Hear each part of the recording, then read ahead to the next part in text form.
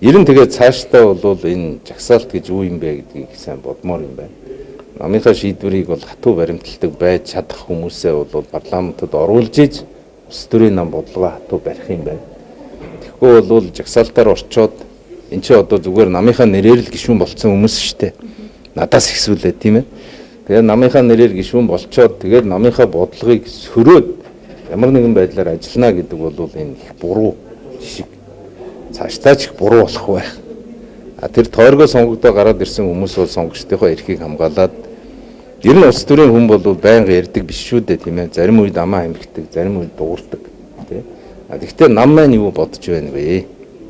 Нам үнэхээр улсын эрх ашигыг нэг тавьсан бол би ч улсын эрх ашигыг нэг тавья гэдэг ийм сэтгэлийн хаттай хүмүүс жагсаалтаар сонгогдох учиртай юм байна. Ер нь цаашдаа бол энэ дээр хэрхэн одоо жагсаалтыг тодруулах вэ гэдэг дээр бодлого гаргахгүй бол хамгийн их дээр итгэл эвдэж байгаа нь бол жагсаалтаар орсон хүмүүс чинь намын бодлогыг одоо ягштал баримтлах байтал одоо ингээд асуудал үүсгээд байна гэдэг ийм л юм байна. Тэр нь бол ардын нам талдаач байгаа, манай талдаач байгаа. Тэгэхээр бол цаашдаа зүгээр энэ удаагийн үзэгдэл бол нэг л жишээ шүү дээ. Цаашдаа Монголын парламент пропорционал тогтолцоогоо хамгаалаад парламентын засаглалаа хадгалж хамгаалахын тулд илүү төвлөрч, илүү боловсронгуй болох хэрэгтэй юм байна. Тэгэхээр бол жагсаалтын гишүүнээ одоо би намаас гүйч юм. Тийм ээ? Хариуцлага тооцож байна. Гэтэл тэр хүнийг их хурлаас яах? Тэ нам өөрийнхөө капиталыг яах? Нэг суудлаа яах вэ? Гэт ингээд олон асуудал бол шийдэгдээгүй юм байна.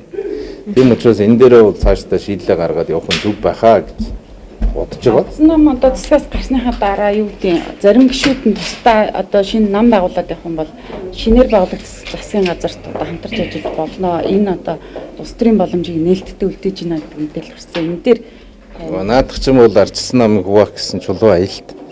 Монгол ардын нам бол нэг тийм л ажил хийдэг. Би бол одоо 2 жил энэ намыг нийлүүлэхийн төлөө үйл явдлаа шүү дээ. Тэгээд Монгол ардын нам бол ардчилсан намыг хувааж өөрснийхөө одоо Монгол ардын нам бай бусад гэдэг дээр бусдыг хуваах ийм одоо улс төрийн стратеги хийдэг шүү дээ. Тэрний л нэг хэсэг нь. Тэгээд одоо манад бол би харин намынхнаас хүсэж байгаа зүйл тэр шүү дээ. ЭВ хичээгээрээ. Өнөөдөр хүртэл бол төвчээр маш их гаргаж чадсан шүү бүгдээрээ. Мэдээж болчимгүй алхам хийсэн хүмүүс би. Гэхдээ ихэнх нь бол төвчээр гаргаж хүдээ зуугаад үнэхээр Монголыг босгоод ирье. Хөөх юм ард түмэн чинь ядуу байна. Тийм учраас энэ ядуурлыг арилгая гэдэг ийм л зорилтын төлөө төвчжсэн. Тийм учраас бол арчилсан нам тийм амархан хагарч ботрохгүй гэж би итгэж байна. Гэхдээ би хүмүүсийн өмнөөс хэлж мэдэхгүй тий.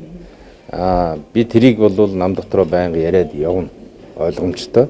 Та нар эвэлж нэгдэх нь бол маш хэцүү гэдгийг одоо энэ хамтарсан засаг бас харууллаа шүү дээ. Хамтарсан засаг хэцүү юм байна. Үнэндээ бол өөр соёлтой хүмүүс, тэгээ өөр бодлоготой хүмүүс. Гэхдээ ЭВ-ийг хэрхэн сахих вэ? Хэрхэн ойлголцох вэ? Хэрхэн нэгэндээ хүндэтгэлтэй хандах вэ? Ингээд их олон сорилт бол байд юм байна. Тэрэн шиг манай нам дотор их олон ургалч үзэл байдаг. Тэгээ тэр үзэл болгоныг шигтгэж, эвлүүлж авч явна гэдэг бол өөрөө тийм амар зүйл бол ерөөсөө биш. Зодтолтох бол амархан. Хэрэлдэх бол үнэхээр амархан. Салах бол үнэхээр амархан. Нийлэх бол маш олон давааг давдаг. Гэхдээ улсынхаа эрх ашигыг бодосоо ялангуяа энэ их хурлын гишүүд бол улс орныхоо эрх ашигыг бодож арчилсан нам бол энэ Монголын төрийн 2 том багны нэг гэж өөрснийгөө итгэж байгаа бол энэ намаа институт суулгахын төлөө бүгдээрээ хичээх үүрэгтэй. Бид нар ч бас нэг Монгол төрийн энэ олон зуун жилийн түүхэн дотор, олон мянган жилийн түүхэн дотор өчүүхэн цаг хугацаанд тодорхой үүрэг даалгавартал ирж байгаа хүмүүс шүү дээ.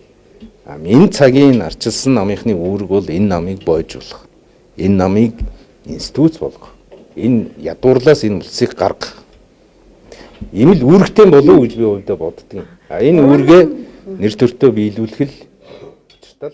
Арчилсан намын 1-2 гишүүнийг одоо шалтгаан шалтгаан болгоод арчилсан нам хэрвээ засгаас гарсанд энэ гишүүд буруутай бол арчилсан нам өөрөө хариуцлага тооцоол явчих байх.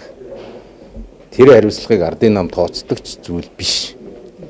Тийм учраас бол одоо үнэн мөнөөрөө явахыг хичээ. Сэтгүүлчид та нар үнэн мөнийг олж мэдхийг хичээ. Олсон үнэн мөнөө ард түмэндээ хүрэхийг хичээ. Битээ нуугаад бай. Сонсон дуулснаа ярь. Надаас асуухаас илүүтэйгээр учир шалтгааныг тайлал да улан дахиад. Тийм биз. Гэхдээ чи одоо ингээл зүгээр л ингээл ган төмрөөр хилүүлэл болоо гэж бодож болохгүй шүү дээ. Манай сэтгүүлчид өөрснөө авахал самбаатай бай. Ер нь ардын намынхнаа сайн сонс бичиж байгаа тий. Сайн байна. Тэгээ амжилт хүсье. Хэвлийн эрхчлөө бол одоо ингээд нэг намын засаглал руу шилжихэд амин чухал шүү.